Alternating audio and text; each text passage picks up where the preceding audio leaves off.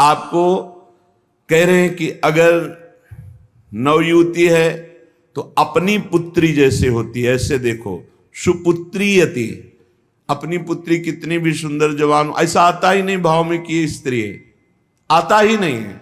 जिनके आता है वो राक्षस ही हैं, मनुष्य तो है नहीं।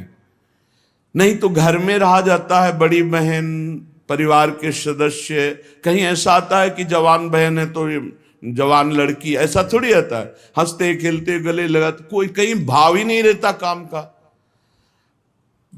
चाहे जवान पुत्री हो चाहे जवान बहन हो, कभी ऐसा घर में भाव, जिनके भाव आता वो राक्षस हृदय के हैं, मनुष्य हृदय के नहीं। वो राक्षस हृदय वाले, आसुर स्वभाव वाले हैं। नहीं, अपनी पुत्री अपनी बहन के समीप रहने पर कहीं ऐसे भाव थोड़ी आते।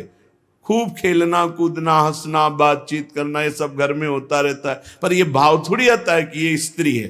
नहीं, वो मेरी बहन, वहां कोई गुंजाइश ही नहीं काम भाव की। तो बोले सगी पुत्री की तरह सब पुत्रियां दिखाई दे। मातृयत्य परांगना, ये आएगा प्रश्न जीवन में। पुरुष है तो स्त्री के प्रति, स्त्री है तो पुरुष के प्रति। साधक बहुत सावधान रहे, माया प्रश्न करेगी। घूमते रहते हैं माया के पार्षद, घूमती रहती है माया की पार्षदी। बहुत सावधान, जाके संग कुमति मति उपजय करत भजन में भंग, तजोरे मन हरि विमुखन को संग। बहुत कीमती जीवन है, सिद्ध बात समझ लो, संकोच की बात नहीं। हरि को रिझाओगे तो वैकुंठ का द्वार, वृंदावन के दिव्य धाम का द्वार, साकेत द्वार, कैलाश धाम का द्वार खुलेगा। और जगत के शरीरधारी को रिझाओगे तो आखिरी द्वार वही है, मलमूत्र का, और कुछ नहीं।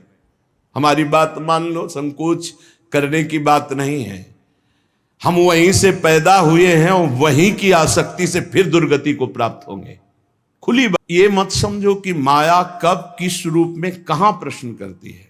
वो जननी है, वो अपने बेटे को पुष्ट करने के लिए कोई भी प्रश्न कर सकती है, लेकिन अपनी दृष्टि, महाप्रभु चैतन्य देव रुदन कर रहे हैं, हा गोविंद हा कृष्ण, शास्त्र आदेश करता है। पर उपासक को ये पक्का विश्वास कर लेना चाहिए कि मेरे जीवन में ये प्रश्न आएगा, आता है, आता रहेगा।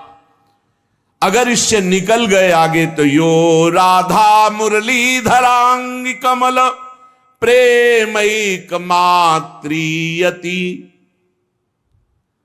बहुत सावधानी की जरूरत है। देखो, कल वर्णन हुआ था, साधना में भय और प्रलोभन, ये दो चीजें भेजी जाती हैं।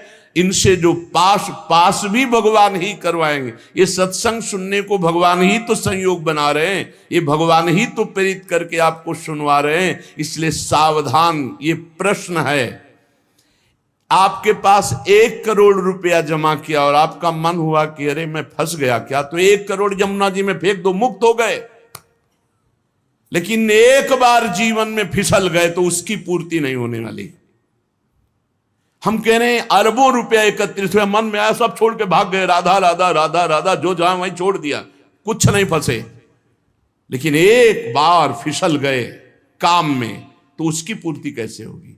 वो तो नहीं होगा, वो तो चित्त पे संस्कार बन गया और आपका संयम भ्रष्ट हो गया। एक बार बालू का बांध टूट जाए तो दोबारा बांध बांधना बहुत कठिन बात है।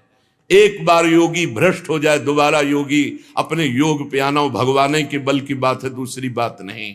जैसे बालू का बांध फूट जाए तो बांधना बड़ा कठिन है, ऐसे ये ब्रह्मचर्य, ये सतमार्ग, ये इंद्रिय निग्रह, ये बालू का बांध है, बहुत हो